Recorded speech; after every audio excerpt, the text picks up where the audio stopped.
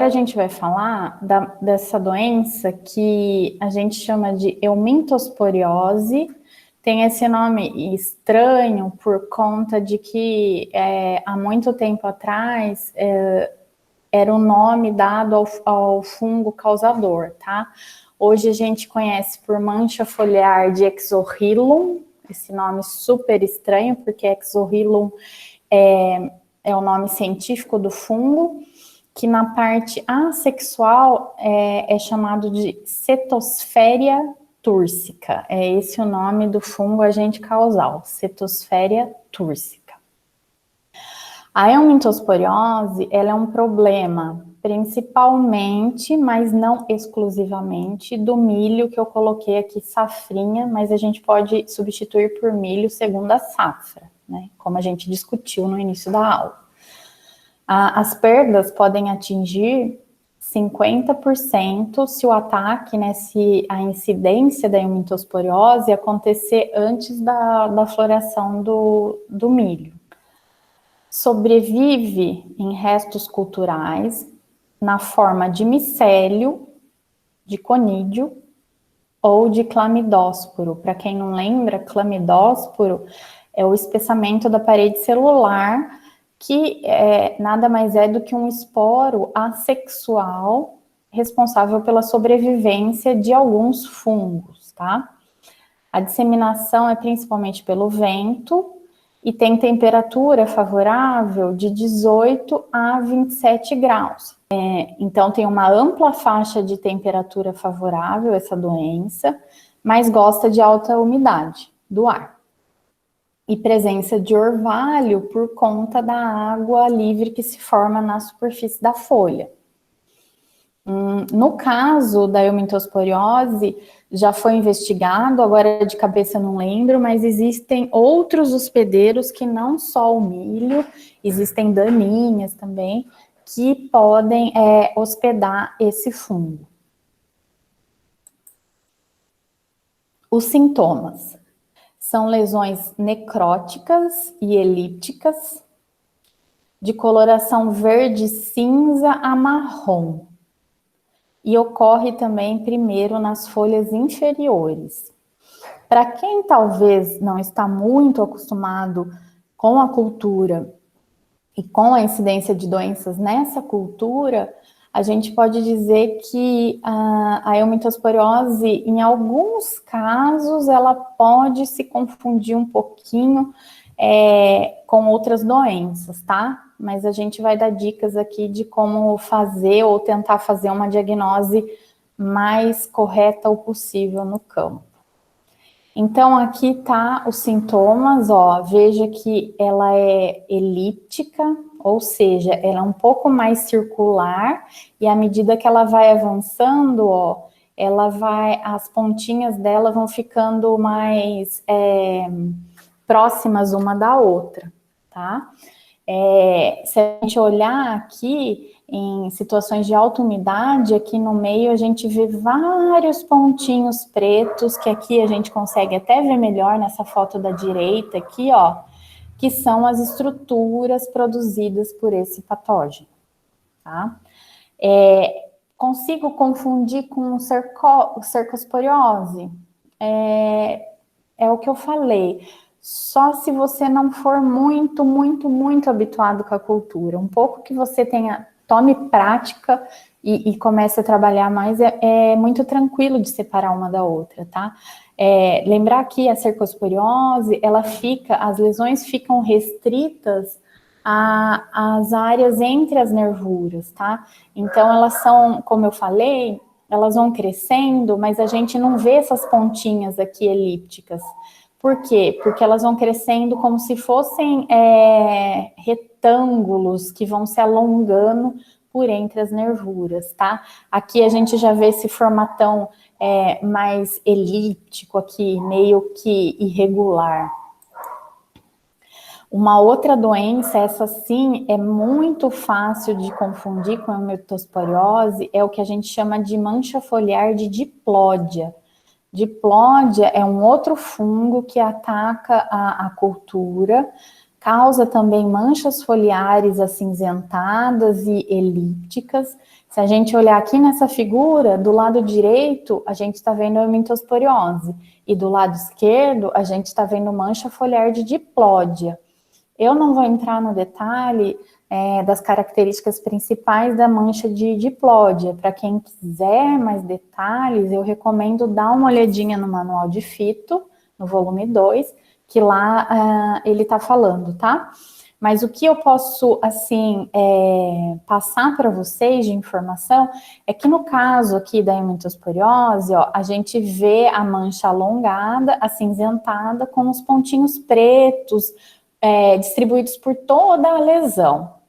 Quando eu olho aqui para essa imagem do lado esquerdo, que é da mancha foliar de diplódia, apesar da mancha, da lesão elíptica, acinzentada também, quando a gente olha com mais cuidado dentro dessa lesão, a gente vê, se todo mundo olhar com bastante atenção, vai ver que tem um pontinho mais escurecido dentro da lesão maior, dentro dessa lesão elíptica acinzentada.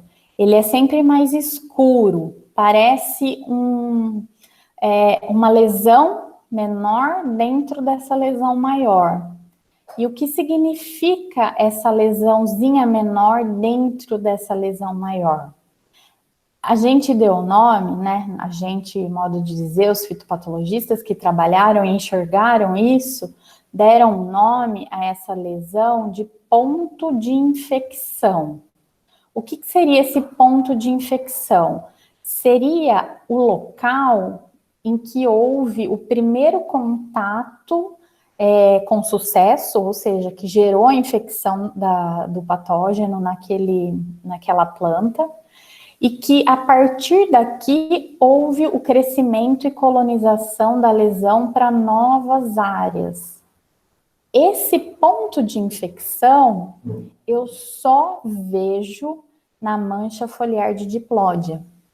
Em eumintosporiose, mesmo se eu tomar todo o cuidado para analisar aqui a lesão maior e elíptica, eu não enxergo esse ponto de infecção, tá? Então, é uma maneira muito simples e visual e ocular, eu consigo enxergar olho nu no campo e separar uma da outra. O controle, novamente, não deixa de ser por resistência de cultivares, né, por meio do melhoramento genético das plantas de milho.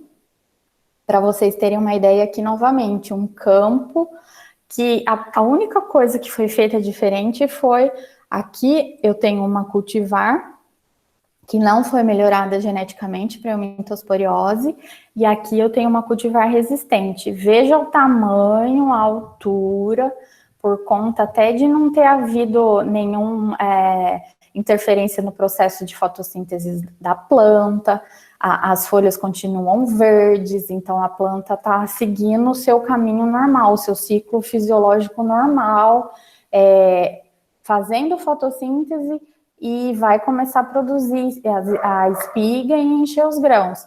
E aqui já tem essa seca aqui das plantas, que isso vai interferir drasticamente na produtividade aqui, tá? Então, assim, quando eu penso, novamente, em milho, eu penso em diversificação e penso em variedades cultivares, né, ou híbridos, como comercialmente a gente chama, resistentes, tá? Novamente, existe um catálogo, um portfólio gigante de várias empresas vendendo os mais diversos híbridos de milho. Daí eu vou ter que saber aonde eu estou trabalhando, o histórico da área, o histórico daquela região, para eu poder escolher dentro desse portfólio, e lembrando que a minha escolha não vai ser só baseada em um híbrido. Eu vou escolher e tentar diversificar isso daí.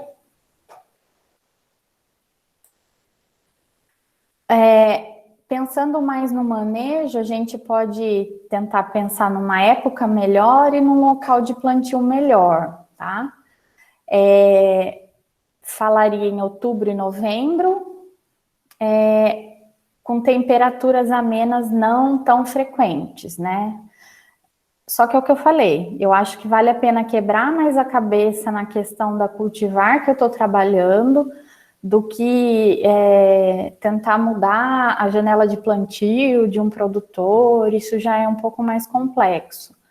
Tem também fungicida, coloco aqui embaixo, mas novamente, lembrando do asterisco, que é uma escolha que eu vou ter que sentar e fazer com cuidado, mas que hoje em dia, pelo preço que está se pagando pelo milho, salvo algumas exceções, é super válido a questão da aplicação de fungicida para controle, tá?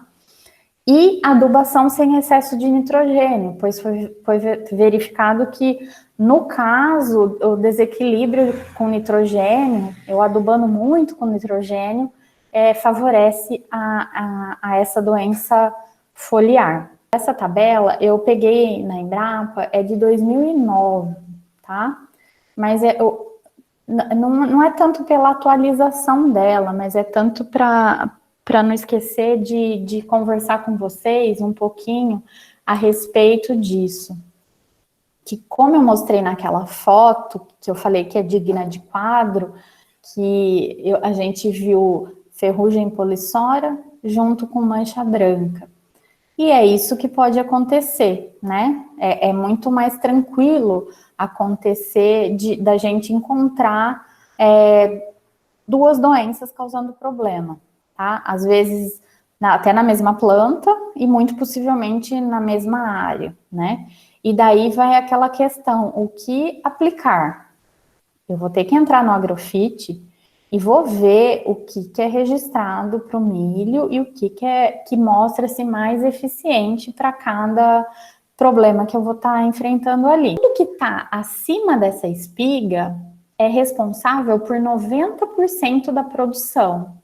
Por quê? Porque são essas folhas que vão estar mais em contato direto com o sol, fazendo fotossíntese para encher os grãos e para formar essa espiga, ok? Então, um dos critérios que a gente pode usar para auxiliar na tomada de decisão, será que eu vou aplicar agora ou será que eu aguento esperar mais um pouco? Condição climática.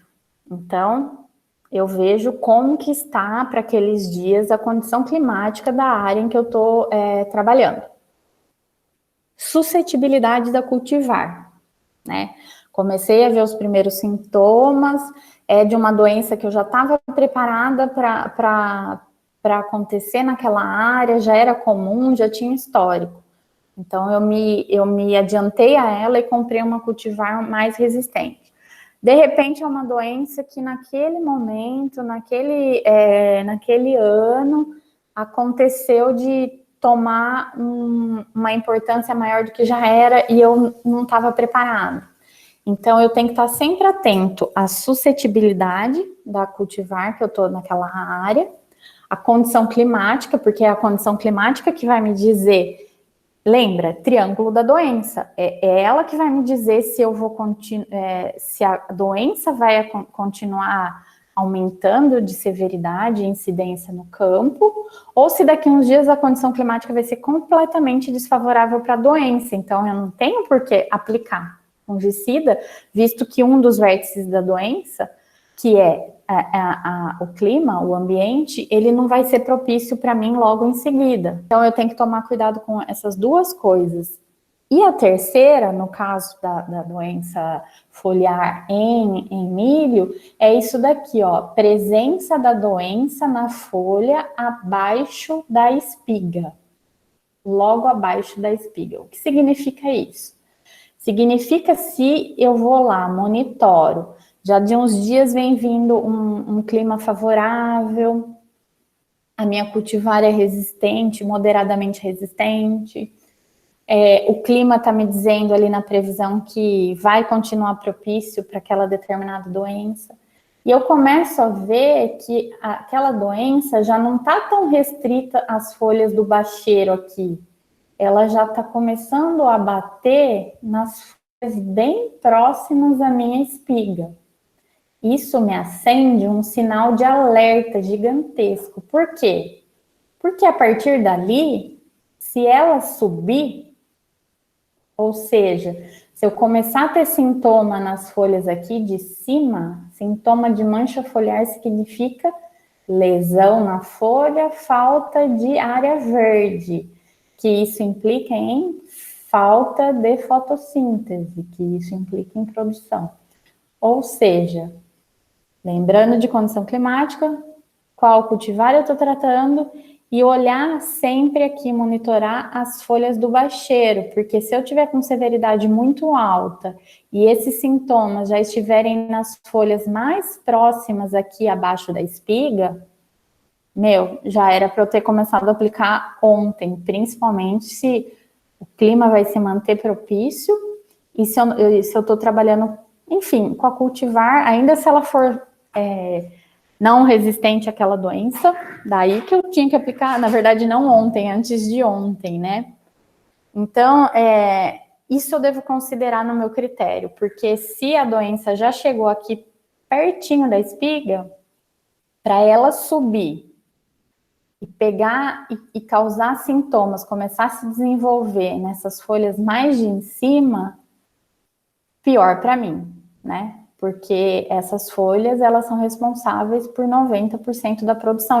Então, eu tenho que mantê-las verdes, eu tenho que mantê-las próximo do 100% de funcionamento, aí, com os processos fisiológicos de fotossíntese, transpiração, tudo ocorrendo normalmente. Então, eu tenho que proteger aqui, tá? Porque é aqui que vai ser responsável principalmente pela minha produção, tá? Então, tem que ficar muito atento no bacheiro, pensando aqui na parte de cima.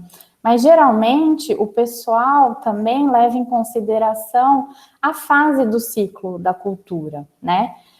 Que as plantas são mais sensíveis aos patógenos, né? E o período de ocorrência das principais doenças.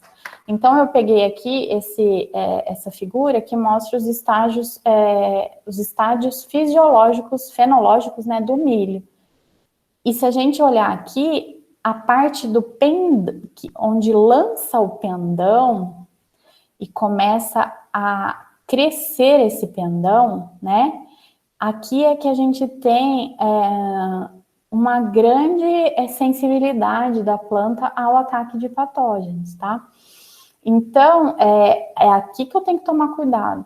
É aqui que eu tenho que tomar muito cuidado com as doenças foliares, principalmente. Agora a gente vai entrar nessas duas doenças que eu falei para vocês, que elas têm principal ocorrência no milho segunda safra e que elas são causadas pelo que a gente chama de molicutes. Esses são o grupo de patógenos que causam os enfesamentos. Enfesamentos, é esse o nome mesmo, no milho, tá? E no milho a gente vai ter o vermelho, enfesamento vermelho, e o enfesamento que a gente chama de pálido. São esses dois, tá? Principalmente no milho segunda safra. Só para começar a contar um pouquinho da história dos enfesamentos, esse artigo foi retirado de uma revista em 2017, do mesmo jeito que esse vídeo que eu vou mostrar para vocês, porque lá em 2017 é que começou, deixa eu pensar como eu posso falar. Na verdade, já existia a ocorrência dos enfesamentos, porque o milho segunda safra, ele já vinha ganhando espaço na produção do Brasil, tá? Então, já existia o enfesamento, mas em 2017 começou a haver muito problema no milho segunda safra com os molicutes, com os enfesamentos, tá? Se você procurasse lá na época, eu estava dando uma aula, eu pedi para os alunos fazerem uma busca a respeito dos enfesamentos, a gente via muita reportagem dessas revistas especializadas em em agricultura, falando dos enfesamentos, tá? Aqui, foi publicado em 18 de abril e já tinha 4.154 acessos só nesse daí, né? Praga silenciosa pode devorar parte da safrinha de milho. A cigarrinha do milho tem aparecido em várias regiões de clima mais quente, como o Centro-Oeste e o Mato-Piba. Para quem não lembra, para quem não sabe, Mato-Piba é a região de Maranhão, Tocantins, Piauí e Bahia, que é uma região que hoje em dia cresceu muito em relação a produção de algodão e de milho também, tá? Então, a região do Mato Piba. E já começou a provocar esses casos. Mas viu, professora, a senhora vai falar de enfesamento ou vai falar de uma praga, de uma cigarrinha? Na verdade, as duas coisas andam juntas. As cigarrinhas, elas sempre foram problema, sempre causaram dano como praga à cultura do milho. Mas a partir do relato dos enfesamentos, a cigarrinha ela ganhou ainda um papel ainda mais importante na cultura, porque ela, na verdade, a principal e única, a cigarrinha do milho, é o vetor desses dois patógenos. Do patógeno que causa o enfesamento vermelho e do patógeno que causa o enfesamento pálido em milho. Então, ela ganhou um adicional ali, né? Além de ser praga, que era combatida com inseticida, o dano, em relação à representatividade do dano, eu já não sei falar para vocês, tá? Teria que perguntar para o professor Ronaldo. Mas em relação à questão de ser o vetor dessas duas doenças, fez com que ela ganhasse um protagonismo ali na questão do milho segunda safra, tá? Então, o grupo é dos molicutes, tá? O que causa o enfesamento vermelho é um molicute da classe dos fitoplasmas, e o que causa o enfesamento pálido é um espiroplasma, tá? O enfesamento vermelho é causado por um fitoplasma, tá? Aqui, é uma célula da planta, né? Na verdade, eles são restritos à parte interna da planta. Tudo que eu tô vendo aqui, oval, meio um círculo um pouco mais regular ou irregular, são os fitoplasmas. Para quem não lembra, só vou dar uma diquinha aqui para não perder o fio da meada. Fitoplasma é um procarioto, só que não tem parede celular. Eu posso chamar um fitoplasma de uma bactéria sem parede celular, é um procarioto. Então, não tem forma definida. Então, é por isso que eu não vejo todos no mesmo formatinho. Eu vejo alguns mais ovais, outros menos ovais, tá? Problema em plantio tardio. E o vetor é a cigarrinha Dalbolus maides, a cigarrinha do milho. Aqui eu não lembro, tem uma fêmea e um macho, tá? E a característica que ele até bem falou e mostrou ali no vídeo, parece dois olhinhos, mas são duas bolinhas aqui na parte de trás aqui da cabeça, na parte de cima da cabeça do inseto, para reconhecimento de vocês, tá? Enfesamento vermelho tem como sintoma, claro, tem esse nome porque as folhas ficam avermelhadas. Tem o que a gente chama de proliferação de espigas. O que significa isso? A gente chama também de multiespigamento. Começa a nascer na planta, a produzir, a crescer um monte de espiga de milho, tá? Só que isso não significa retorno de produção, muito pelo contrário, porque o enchimento dos grãos é incompleto. Vocês viram na imagem que ele mostrou, meio corrido, depois vocês vão poder acompanhar o vídeo de novo para ver com mais tranquilidade. A gente não vê grão, o grão fica comprometido, tá? a planta encurta o entrenó, ou seja, cada folha que vai nascendo na planta, ela vai nascendo uma próxima à outra. A planta fica com um tamanho reduzido, menor. É por isso o nome, enfesamento. A planta fica enfesada, ela não consegue crescer, enfesada no sentido de para o crescimento, tá? Redução no tamanho da planta e seca precoce das plantas. Esses são os sintomas do enfesamento vermelho. Olha aqui, ó, um monte de espiga, ó, espiga aqui, aqui, tá? Isso não é nada bom. Às vezes a gente tem um multi-espigamento na mesma, como fala aqui, no mesmo nó aqui no colmo, sabe? Ver crescerem várias espigas no mesmo nó da planta. Aqui é o avermelhamento, lógico que aqui tá muito didático, tá maravilhoso, né? Aqui, ó, eu vejo também um enfesamento vermelho. Tomar cuidado, dá para confundir o enfesamento vermelho com a deficiência de fósforo, ó. Aqui, essa foto do lado direito é deficiência de fósforo em milho. No caso do enfesamento pálido, é um espiroplasma, quer dizer, é um procarioto também sem parede celular. Ele tem espiroplasma porque o formato dele é em espiral, ó. Essa coisinha aqui espiralada, ó, aqui também, são os espiroplasmas.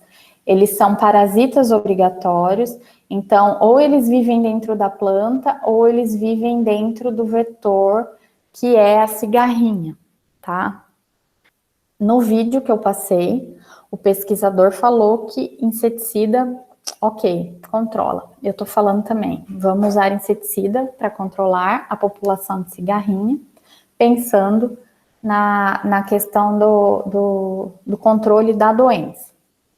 Se a gente pode recomendar, e eu tô falando que pode, a relação do fitoplasma dentro do corpo do vetor, que é a cigarrinha, ela é do tipo persistente ou não persistente? É persistente mesmo. Na verdade, não é igual do pulgão que fica só ali na parte do aparato bucal. Significa que quando a cigarrinha vai se alimentar de uma planta que tem sintoma de enfesamento ou vermelho ou pálido, esses patógenos estão no floema da planta. Eles são restritos ao floema. E a cigarrinha vai lá e suga esse patógeno. O patógeno, uma vez no corpo dela, ele persiste, ele não fica só aqui no aparato bucal. Ele circula pelo corpo e precisa de um tempo, que a gente chama de latência, para poder a cigarrinha começar a transmitir para outras plantas de milho sadias. No caso do enfesamento pálido, a gente vê umas estrias esbranquiçadas a partir da base, tá? Às vezes a gente vê um amarelecimento generalizado e às vezes a gente vê algum avermelhamento, tá? A questão é, no Brasil, a gente não pode falar que tenho mais enfesamento pálido ou tenho mais enfesamento vermelho. Eles têm a mesma importância, tá? Em termos de dano para a cultura do milho.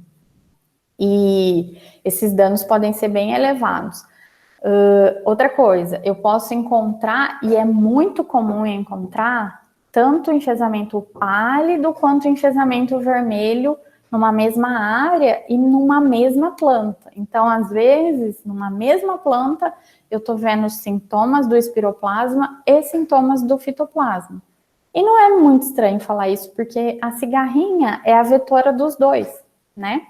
Então, o meu cuidado grande tem que ser com a cigarrinha, monitorar. E antes que eu me esqueça, o mais importante de falar para vocês, o que acontece numa planta infectada? Anotem aí. Geralmente, a cigarrinha, ela é atraída por brotações, por folhas mais novas. Então, as plantinhas novas de milho que estão crescendo ali no campo, elas vão ter a cigarrinha vão ser atraídas para essas folhas mais novas, para elas sugarem, tá? Então, é nesse momento, principalmente, que acontece a transmissão. Não que a transmissão não possa acontecer quando a planta já está mais velha. Não, porque também, mesmo a planta mais velha, ela tem folhas mais novas, tá? Mas quando a planta ainda está pequena, é um plantio novo, todas as folhas estão novas, né? A maioria delas está bem nova, tenra. Então, isso chama a atenção das cigarrinhas. Então, se eu tenho um plantio de milho do lado, que já está mais velho, quase a ponto de ser colhido, e tem muito enfesamento, aquelas cigarrinhas, a hora que elas veem o plantio do ladinho novinho, com aquelas folhas todas tenras, gostosinhas, o que elas fazem? Elas voam já infectivas, ou seja, já com um patógeno dentro do corpo, chegam já e vão se sugar e vão transmitir os molicutes para essas plantas novinhas, tá? Então, é nesse momento que o agrônomo, que vocês e o produtor devem ficar atentos, porque é aí que eu tenho que fazer um controle e um monitoramento muito eficiente dessa população de cigarrinha, porque é aí que vai acontecer a grande parte das transmissões, tá? Então, eu tenho que ter um monitoramento, e por isso que ele fala lá no vídeo, não plantar do lado de um plantio já mais velho, porque quanto mais cedo essas cigarrinhas forem transmitir na sua planta, maior vai ser o dano. E outra coisa pior, a cigarrinha, ela infecta naquele momento. Eu vou ver o sintoma, igual a maioria das doenças, dali 5, 7 dias? Não. Eu vou ver quase lá no final do ciclo do milho. Então, a gente fala que o período de incubação dos enfesamentos, ou seja, do primeiro contato da planta com o patógeno, né, que foi feito pelo vetor, até os primeiros sintomas, é um período muito longo. Então, é um período de incubação grande. Então, muitas vezes, se eu não tomar o cuidado na questão do controle das cigarrinhas logo no início, eu posso achar que está tudo bem, mas é que, na verdade, tudo vai se mostrar lá quase no final. E se mostrando lá no final, é o que está acontecendo de pior. Eu estou vendo a queda muito brusca na produção. Tá?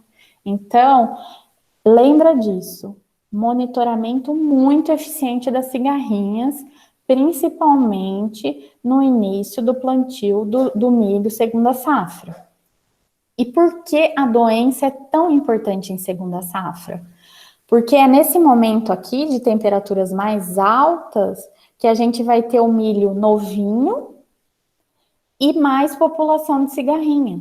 Então, é por isso que o problema é maior do enfesamento no milho segunda safra do que no milho primeira safra. Porque eu tenho plantas novas que estão crescendo ainda e tenho uma população de cigarrinha alta por conta da temperatura, tá? Então, isso explica. Então, monitorar. E outra coisa que eu acho que ele até comentou ali no vídeo que é importantíssimo. No tratamento da semente, pensar também no inseticida. Porque existem inseticidas que são registrados. Ah, mas daí qual que eu vou aplicar? Porque, a lagarta do cartucho, ela é super importante. Então, eu preciso ter um inseticida que controle a lagarta do cartucho.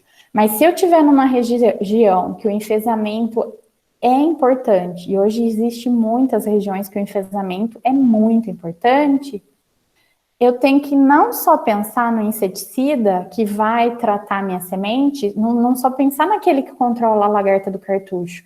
Eu tenho que dar muita atenção e ver se cobre também cigarrinha. Porque daí logo no início ali dos primeiros dias de crescimento das plantinhas, eu vou garantir uma proteção para elas que veio junto com o tratamento de semente. tá? Então, fiquem atentos a isso, tudo bem? Ao monitoramento, ao período de maior monitoramento das cigarrinhas, ao monitoramento da doença, ao tratamento de sementes, tudo isso é muito importante, tá?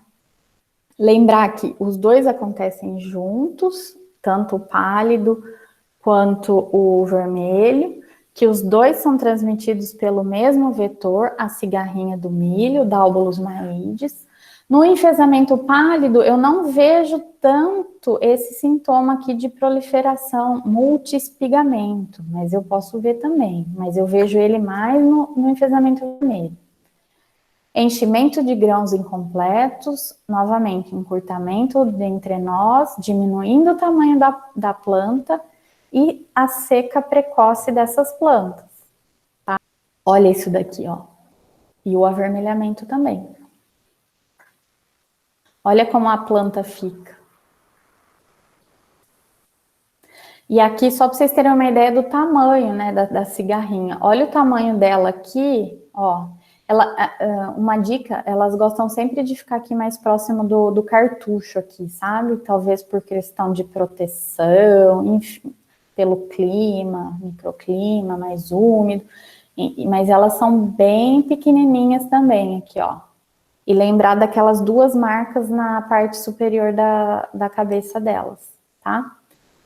Controle, emprego e diversificação de cultivares.